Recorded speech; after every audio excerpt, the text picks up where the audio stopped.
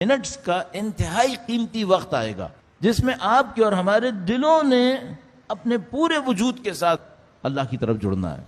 یہ وہ وقت ہے جو شب قدر ہے. یہ شب قدر کا ایسنس ہے.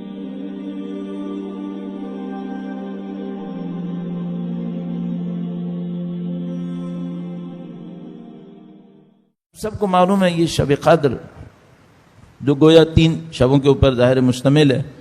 بظاہر روایات میں یوں احساس ہوتا ہے کہ یہ 3 میں سے کوئی ایک شب قدر آخری ہے، نہ کہ 2 باقی شب قدر نہیں ہیں. ایک اصول کافی میں روایت ہے، اس میں امام نے اس طرح ارشاد فرمایا، لب لباب اس کا یہ نکلتا ہے کہ پہلی رات کچھ طے ہوتا ہے، دوسری رات اس کو ایک مرحلے تک لایا جاتا ہے، تیسری رات کنفرم ہو جاتا ہے. ہماری انڈرسٹینڈنگ کیا ہے وہ یہ کہ ان 3 میں سے کوئی ایک شب قدر ہے. ہم یوں سمجھتے ہیں زیادہ تر لوگ، ایسا نہیں ہے. بظاہر یہ شب قدر کے گویا 3 مرحلے ہیں جو چلتے چلے جا رہے ہیں. کہ آپ نے 19 کی شب خدا نہ کرے نعوذ باللہ تعالی اگر یوں سوچا کہ یہ تو ہے ہی نہیں، اس پہ توجہ دینے کی ضرورت نہیں ہے، تو پھر باقی 2 شب بھی گئی ہاتھ سے. کیونکہ وہاں کچھ شروع ہوا ہے جو 21 کی شب میں کہیں پہنچا ہے اور 23 کی شب میں کہیں یقین پہ آیا ہے. تو نظر انداز کرنے کی کوئی بھی شب نہیں ہے. ہاں یہ کہ وہ جو قطعی ہے آخری علت ہے وہ کوئی ایک شب ہے، ظاہراً وہ 23 ہے. جیسا کہ ہمارے پاس روایت موجود ہے کہ تم لوگوں کے سامنے دلیل دو امامت کے اوپر اور ان سے کہو کہ یہ جو قرآن کریم میں ارشاد فرماتا ہے تنزل الملائکۃ والروح، کس پہ روح اور ملائکہ نازل ہو رہے ہیں؟ اگر شب قدر ہر سال آتی ہے تو ہر سال تنزل الملائکۃ والروح ہے، تو کس پر تنزل الملائکۃ والروح ہے؟ اس دنیا میں کون ہے جو ملائکہ اور روح کو قبول کرنے کے قابل ہے؟ کون دعویٰ کرے گا یہاں پہ؟ شاید جہاں تک ہمیں سمجھ میں آتا ہے شیعت کے علاوہ پوری دنیا میں کوئی مکتب دینی ایسا نہیں ہے جو یہ دعویٰ کرے کہ اس کا آسمان سے رابطہ ابھی باقی ہے. فقط تشیع ہے. جو سب سے اہم واقعہ ہے سورہ قدر کا، شب قدر کا، وہ یہ تنزل نزول ملائکہ اور روح ہے. اور وہ کس کے اوپر ہے؟ وہ صاحب شب قدر کے اوپر، وقت کے امام کے اوپر. تو آپ شب قدر میں کس پر توجہ دیں تو آپ کا کام حل ہوگا. محور وہ ہیں، مرکز نزول ملائکہ وہ ہیں. تو اب دنیا میں اور کہاں جانے کی ضرورت ہے آپ کو؟ آپ شب قدر منانا چاہتے ہیں، آپ شب قدر کا احیاء کرنا چاہتے ہیں، الحمدللہ رب العالمین، اس کے اوپر دیکھیں جس پہ ملائکہ نازل ہو رہے ہیں، اس طرف توجہ دیں. تو حتی الامکان کوشش کریں کہ آپ شب قدر کے اندر ہم اور آپ تھوڑے وقت کے بعد تھوڑے سے کوئی اعمال آپ نے انجام دیے، آپ کی توجہ کہیں اور ہوئی، ایک دعائے سلامتی ضرور پڑھ لیں، ایک امام پہ توجہ ضرور کر لیں. ہم لوگ ظاہر ہے کہ میں نے عرض کیا یہ دھوکے کی دنیا ہے، ہم اس دھوکے کی دنیا میں پھنسے ہوئے لوگ ہیں. ورنہ ہمیں کم از کم لفظ میں تو یقین ہے نا کہ اگر ایک دفعہ ان کی نظر لطف ہماری طرف آ گئی ہے تو وہ اکسیر ہیں، وہ کیمیا ہیں، وہی ہماری آب حیات ہے، وہی ہماری آب حیات ہے. لوگ جو ساری زندگی عزاداری سید الشہداء کرتے ہیں، یہ کیوں کرتے ہیں؟ ایک نظر لطف چاہیے مادر حسین کی، یہی اکسیر ہے، یہی آب حیات ہے. اور کیا دنیا میں اگر کوئی آب حیات ہوگا تو مادی جسم کو زندگی دے گا، ان کی نظر لطف ابدی زندگی کو زندگی دے دیتی ہے. ان کی نظر لطف کی بات ہی کچھ اور ہے. تو ہم اور آپ کیا محنت کریں شب قدر کے اندر؟ حتی الامکان محنت کریں، صرف زبان سے نہیں دلوں سے جڑ جائیں ہم وقت کے امام کے حضور.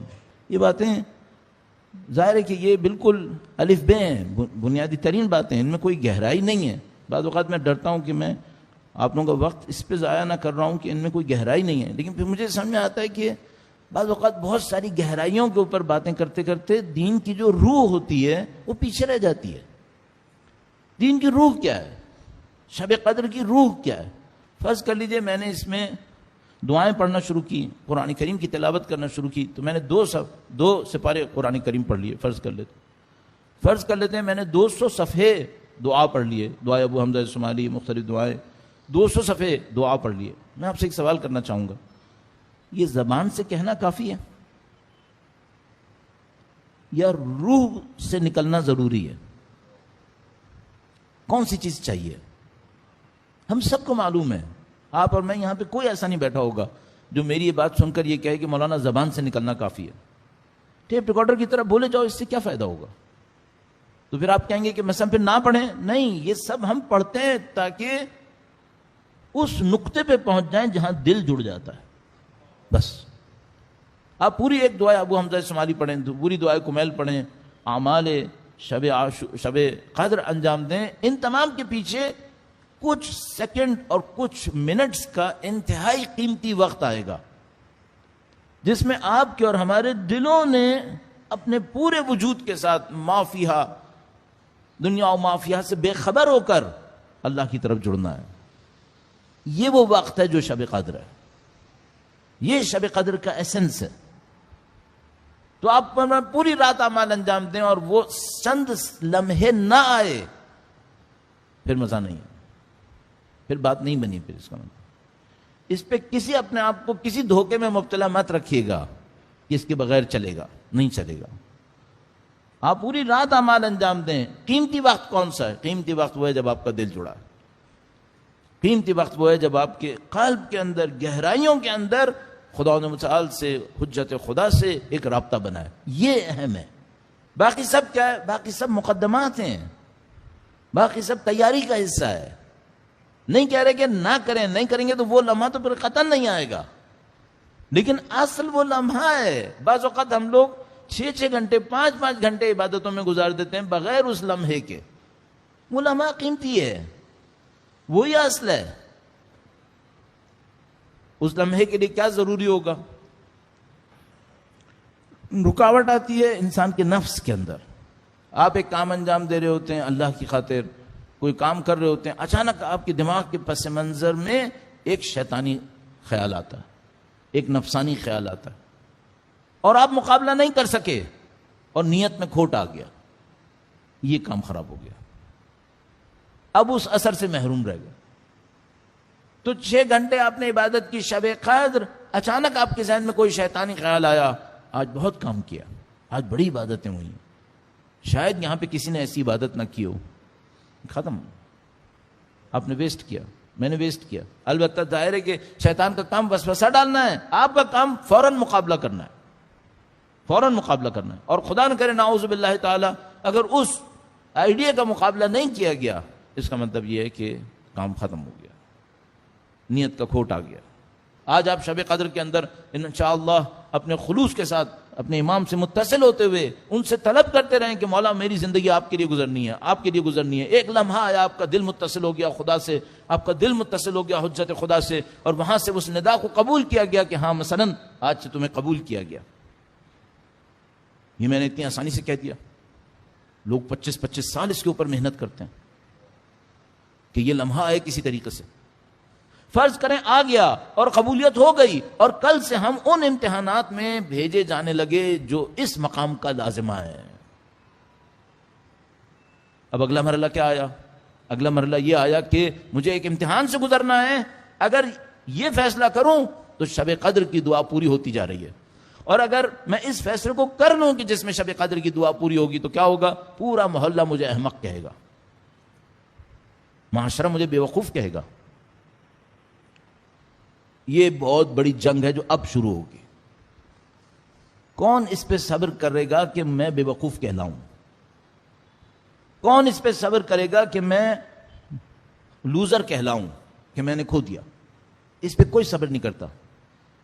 دعائیں شب قدر میں امام کی نصرت کی کرتے ہیں، 4 لوگوں کے 4 جملے برداشت نہیں کر پاتے کہ کوئی ہمیں یہ کہے کہ تم گھاٹے میں رہ گئے، نہیں برداشت کرتے. پھر دعویٰ کرتے ہیں کہ ہم جان قربان کریں گے. بھئی تم سے آج 4 لوگوں کی باتیں تو سنبھالی نہیں جا رہی، کل تم شہید ہو جاؤ گے، تمہارے بچے یتیم ہو سکتے ہیں. ان یتیم بچوں کو لوگ کہیں گے تمہارا باپ تمہیں چھوڑ کے مر گیا، تمہیں یہ قبول ہوگا؟ پھر تم تو گویا آخرت میں بھی فریاد کر رہے ہوگے کہ میں نے غلط کر دیا، نعوذ باللہ تعالی. کس میں یہ طاقت ہے؟ اچھا اب ممکن ہے کہ میں یہ کہوں مجھ میں یہ طاقت ہے، تو آزما لو اپنے آپ کو. کسی اچھے کام کے پیچھے کرو جس میں لوگ تمہیں نقصان کہیں کہ گھاٹے میں تھا، بے وقوف تھا، احمق تھا. مان لو ذرا، دیکھو کیا ہوتا ہے. تو بھائی یہ جو امتحان کے مراحل ہیں، یہ امتحان کے مراحل صرف اتنے نہیں ہیں کہ ایک گولی آئے گی، وہ گولی آپ کو لگی آپ مر گئے، شہید ہو گئے. نہیں، صرف اتنا نہیں ہے. یہ ایک شمشیر چلی، آپ کا جسم زخمی ہوا، آپ اس میں شہید ہو گئے. یہ بھی بہت ہے ہم جیسوں کے لیے لیکن یہ صرف اتنا نہیں ہے، اس کے پیچھے باتیں ہیں، اس کے پیچھے پورا یہ کفر اور شرک کے اوپر مبنی، فسق و فجور پہ مبنی معاشرہ ہے. چھوڑتا ہے یہ؟ اپنی دانش میں ذلیل کر دیتا ہے. یہ تو کون ہے جو اس فسق و فجور کے معاشرے کی دیوی عزت کو ٹھکرائے اور اللہ کی دیوی عزت کو لے لے؟ کون ہے؟ 4 پیسے کا معاملہ آتا ہے تو غلط فیصلہ فوراً ذہن میں آتا ہے کہ ہاں یہ کر لو، کیوں یہ مال کھو. 4 بہانے ڈھونڈے گا کہ ایک مال کسی طریقے سے مجھ تک پہنچ جائے. کہیں اگر موقع ملے کہ شہرت بڑھ رہی ہو، کون چھوڑتا ہے؟ 25 پوسٹر لگاؤں گا کہ میری شہرت بڑھے. کیوں خلوص سے کام نہیں کیا؟ کیوں اپنا نام نہیں چھپایا؟ شب قدر مفت میں مل رہی ہے کیا؟ شب قدر یوں ہی تقسیم ہو رہی ہے؟ سب فرشتے ہوتے اگر یہ مفت میں تقسیم ہو رہی ہوتی صرف لفظوں کی دعائیں کرنے سے. کس نے یہاں پہ دعائیں نہیں پڑھی ہیں؟ سب نے پڑھی ہیں. سب فرشتے ہو گئے. سب فرشتے ہو گئے تو یہ معاشرہ کیوں ایسا ہے پھر؟ تو بھئی یہ عملی باتیں ہیں. آپ اور میں الحمدللہ رب العالمین ایک بہت بڑی فضیلت حاصل کر پائے. ہم لوگ امیر مومنین کے چاہنے والے ہیں بحمدللہ رب العالمین. تو عزیزان محترم، یہ جو اہداف آپ طلب کرنے جائیں گے انشاءاللہ آج شب قدر اور طلب فرما رہے ہیں، ان اہداف کے پیچھے کچھ حقائق ہیں، وہ حقائق ساتھ لے کے چلیں. ان حقائق میں اپنے آپ کو قربان کرنا ہے جسمانی طور پر، لیکن اپنے آپ کو قربان کرنا ہے روحانی طور پر. بہت بڑی مشکل ہے. اس کو دیکھیے. اچھا ایسا کون یہ کر پاتا ہے؟ کون یہ کر پاتا ہے؟ وہ جو اپنی امیدیں اس دنیا سے کاٹ لیتا ہے، وہ کر لیتا ہے. جب تک امیدیں اس دنیا سے لگی ہوتی ہیں انسان آگے نہیں بڑھ پاتا. کہیں نہ کہیں کوئی توقع، ایکسپیکٹیشنز، اٹیچمنٹس کھینچ لیتی ہے نیچے. اگر میں کوئی اتنی سی بھی توقع دل کے کسی گوشے میں بھی اس بات پر ہونا کہ مجھے اس دنیا میں عزت ملے، یہ سمجھ لیں کسی نہ کسی دو راہے کے اوپر میں دنیا پہ آؤں گا. کیونکہ جو دنیا میں چھپی ہوئی خواہش ہے یہ کسی سخت کرٹیکل ٹائم کے اوپر مجھ سے غلط فیصلہ کروائے گی. یہ مجھے نہیں چھوڑے گی. یہ جو ہمارے ساتھ ہو رہا ہے وہ یہی ہو رہا ہے. دعووں کے اوپر آخرت نہیں بنتی ہے، حقیقتوں کے اوپر آخرت بنتی ہے. وہ حقیقتیں جو ہم لوگوں کے ایمان کی حقیقتیں ہمارے قلوب کے اندر چھپی ہوئی ہیں، اور وہ خدا یعلم خائنۃ الاعین وما تخفی الصدور ہے، اور وہ خدا مقلب القلوب والابصار ہے. وہ حقیقتیں ہمارے فیصلوں کو طے کر رہی ہوتی ہیں. آپ شب قدر کو پہچان رہے ہیں الحمدللہ رب العالمین. آپ مولا کی شہادت کو سنتے ہیں. آپ جانتے ہیں کہ ہمیں ان کے وارث کا ساتھ دینا ہے. آپ جانتے ہیں کہ ان کے وارث کا ساتھ دینے کے لیے ہمیں اس دنیا کو ٹھکرانا ہوگا. تو پھر دنیا کے اٹیچمنٹ کے ساتھ، اس دنیا کے ساتھ آرزوؤں کو لگانے کے ساتھ یہ کیسے ہو سکتا ہے؟ اب یہاں پہ پہنچتے ہوئے انسان پھر فوراً یہ بات یاد دلاتا ہے کہ بھائی یہ دنیا کے ساتھ اٹیچمنٹ نہ رکھنے کا مطلب سستیاں نہیں ہیں. ہدف کا صحیح ہونا ضروری ہے. باقی آپ وہی کریں جو مولا امیر المومنین نے ارشاد فرمایا. ظاہر ہے کہ انہوں نے اسی لیے ارشاد فرمایا. انہوں نے کھیتی باڑی کی ہے، انہوں نے کاروبار کیے ہیں، انہوں نے لوگوں کی زندگیوں کے اندر مالی وسائل ایجاد کیے ہیں. وہ سارے کام آپ کریں، لیکن آپ کی اورینٹیشن امام کی بتائے ہوئے اقوال کی سمت رہے. تو شب قدر میں کیا طلب کریں؟ نصرت امام. لیکن وہ نصرت امام ایک پورے بہت بڑے مجموعے کا نام ہے جس میں علم کی معرفت بھی ہے اور عمل کی رکاوٹوں کو بھی دور کرنا ہے. اب آپ کی اور میری جتنی آرزویں ہیں عزت کے معاملے میں، کامیابی کے معاملے میں، طاقت کے معاملے میں، جو بھی آپ کی آرزویں ہیں شب قدر میں اس کو امیر المومنین کے میزان میں رکھ کے ناپ لیں. یہ کام ہے. شب قدر ہم سے یہ مانگ رہی ہے.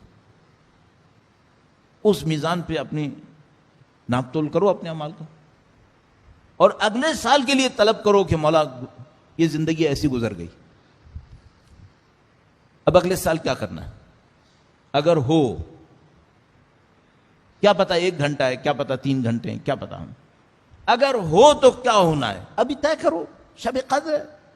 اور یہ مت سوچئے گا کہ آج میں فلاں دعا پڑھ لیتا ہوں یہ بعد میں طے کر لوں گا. یہ شب طے کرنے کی شب ہے، زبانوں کو ہلانے کی شب نہیں ہے. یہ میں نے عرض کیا وہ دعائیں بھی اس لیے ہوتی ہیں تاکہ آپ اس مرحلے پہ پہنچ جائیں کسی طریقے سے، آپ اور ہم. تو اس کو اہمیت دیجیے گا.